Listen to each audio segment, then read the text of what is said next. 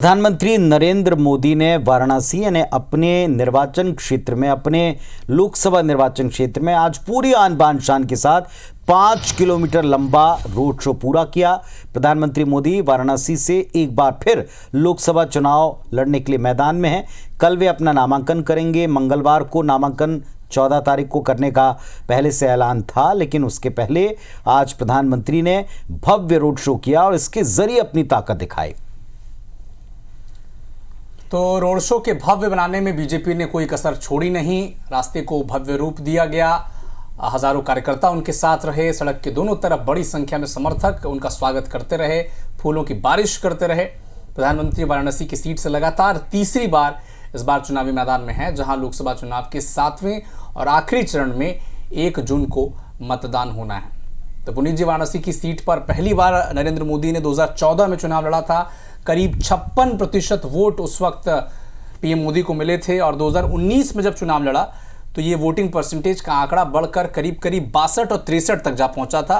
हालांकि कांग्रेस पार्टी के vote percentage भी वाराणसी में बढ़े थे, लेकिन लगातार कार्यक्रम क्या है, मिनट टू मिनट कार्यक्रम ये देखिए। तारीख 13 मई 5 किलोमीटर का लंबा रोड शो आज उन्होंने किया है। हजारों कार्यकर्ता उनके साथ दिखे।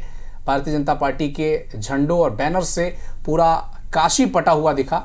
और कल सुबह 7 बजे 80 घाट पर वो स्नान करेंगे। 10 बजे काल भैरव मंदिर में दर्शन करेंगे और 10:45 पर एनडीए के नेताओं के साथ वहां पर बैठक भी है। 11:40 वो टाइम है जब नामांकन भरने वो पहुंचेंगे। 14 तारीख मंगलवार का दिन उन्होंने चुना है।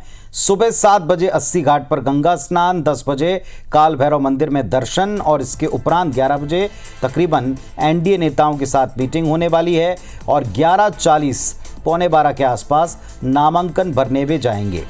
तो आज भी आपने रोड शो में देखा होगा, योगी आदित्यनाथ उनके साथ सवार रहे और जहां से भी उनका काफिला गुजरा, तकरीबन 100 से अधिक अलग अलग वर्गों, समुदायों, संप्रदायों से जुड़े संगठन थे, जिन्होंने गंगा आरती में जो जितने भी वाद्यंत्र होते हैं, चाहे शंख हो, चाहे डमरू हो, चाहे शहनाई हो, चाहे कई जगहों पर हमने देखा अलग अलग हिंदुओं के जो पूज्य वाद्यंत्र हैं उनका भी प्रयोग करते हुए दिखाई दिया है।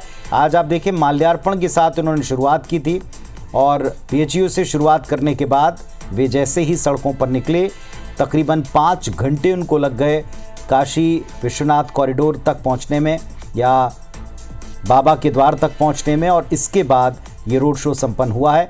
कल का पूरा कार्यक्रम आपको हम दिखा ही रहे हैं। 14 तारीख को सुबह 7 बजे से उनके नामांकन तक का पूरा ये कार्यक्रम है।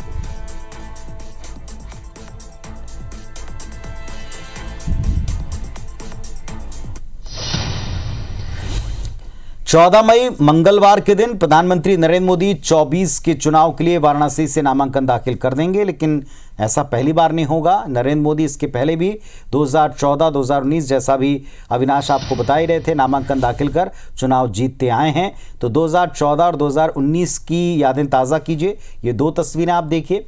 साल 2014 में पहली बार जब सांसद बनने के लिए उन्होंने अपना नामांकन दाखिल किया, तब की तस्वीर, और फिर 2019 की तस्वीर जब उन्होंने फिर से पर्चा दाखिल किया।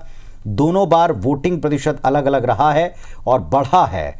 अब की बार ये वोटिंग प्रतिशत कहाँ जाता है, क्योंकि लक्ष्य अविनाश काफ़ी बड़ा रखा है, 400 पार का लक्ष्य, और उसमें 80 सीटें सिर्फ और सिर्फ उत्तर प्रदेश की हैं। उत्तर प्रदेश भारतीय जनता पार्टी के मजबूत स्तंभों में दिखाई पड़ा है, लेकिन क्या अब की बार वाकई ऐसा हो पाएगा? 400 पार में यूपी पूरी तरह साथ देगा, 100% साथ देगा? ये भी एक सवाल है।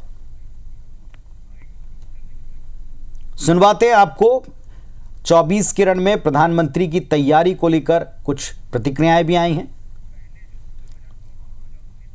और 2014 और 19 2 बार नामांकन दाखिले की ये तस्वीरें आपको दिखा रहे हैं। उस वक्त के कुछ बयान भी हैं, दावे भी, वो भी सुन लीजिए। आज यहाँ आने के बाद लगता है कि न मुझे किसी ने भेजा है, न मैं यहाँ आया हूँ, मुझे तो माँ गंगा ने बुलाया है। ये जो प्यार, ये दुलार, ये आशीर्वाद काशी वासियों ने दिए हैं, मैं हृदयपूर्वक उनका आभार व्यक्त करता हूँ।